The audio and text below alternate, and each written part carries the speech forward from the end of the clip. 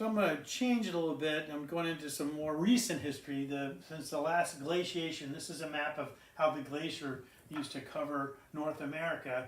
And what's interesting is where we are, the Potomac watershed was never covered by glaciation ever in its 700 million year history. During that time period, though, the sea level was much lower. It was, it was 60, 70 miles offshore on the east coast. But we were never covered. So I'm going to go into a little bit about timing of what happened to the landscape since in the last 22,000 years. So again, this is a new map, but it's the same time here basically. You got this ice covering. This is what the plants look like. The yellow is tundra, which is, there's no trees, it's kind of like grassland. And then this taiga, these colors here are a spruce forest. And then down below, very far south, you have the temperate forest that we have here now. What I find interesting is this 9-inch stone blade was found off the coast of Ocean City, basically about 40 miles off the coast of Ocean City, where people used to live 17,000 years ago. And they used this 9-inch blade as a spear point that they would have hunted mammoths with. But what's also interesting about this stone is it was determined that it came from Emmitsburg, rocks in Emmitsburg, Maryland now. So it came from basically above where we are, and then it was used by people that lived out here. So there was a lot of, people were moving a lot in those time periods 17,000 years ago, especially in this eastern part of the United States. And this is a map of the Americas, showing basically paths that people took to come to America to populate the Americas.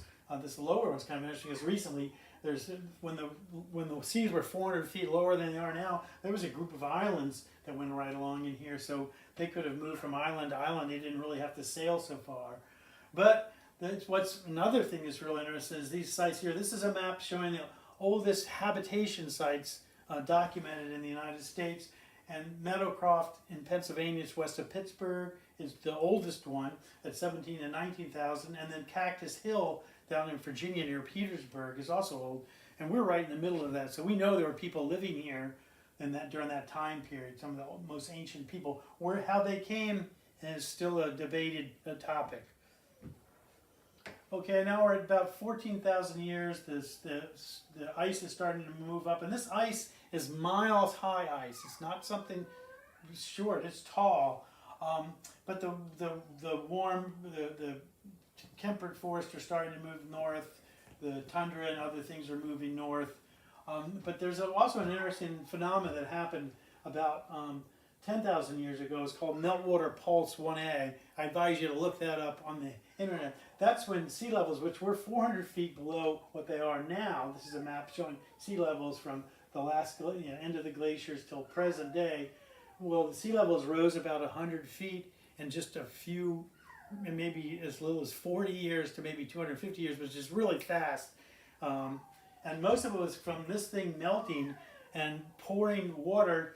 This is when Lake Superior was formed. Lake Superior is one of the deepest lakes in the world, and that was carved. It's just 12,000 years old.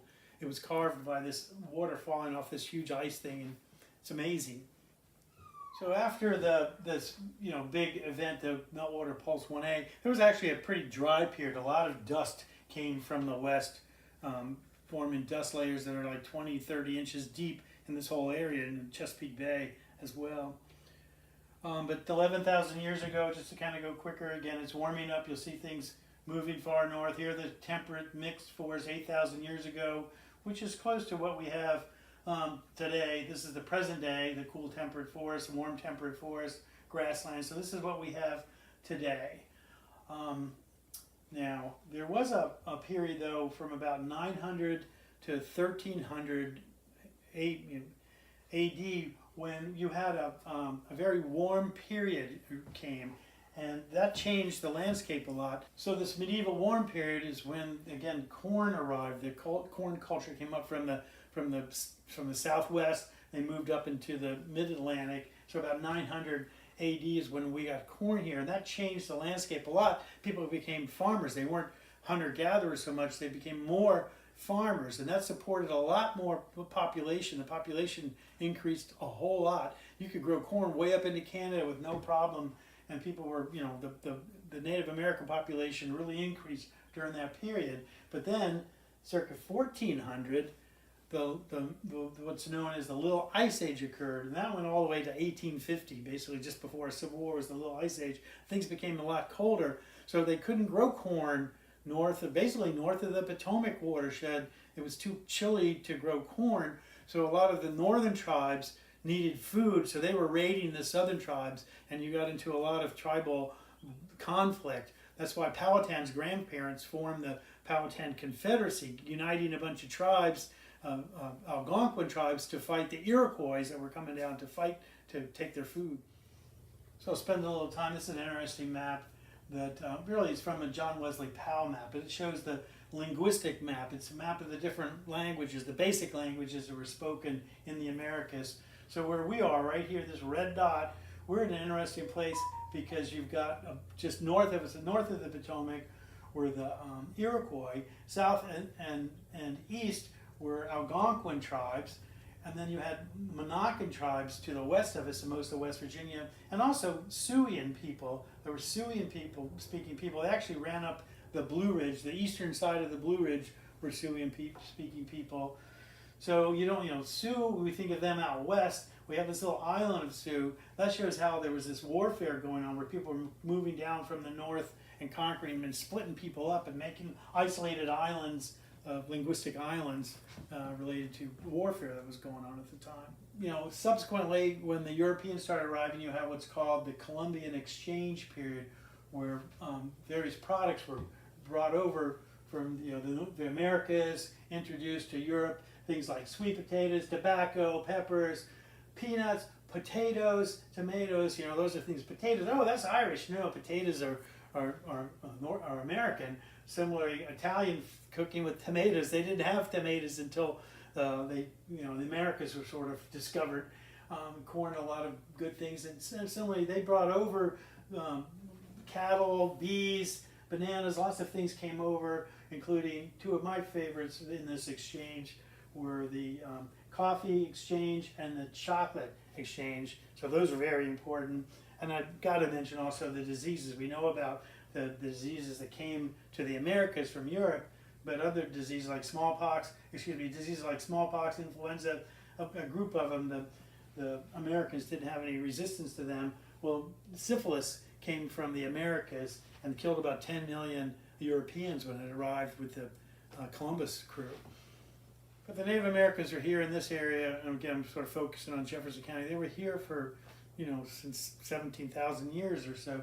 And one of the main ways of getting food was construction of weirs in the middle of the rivers and streams that would channel the fish into a concentrated area where they could harvest them.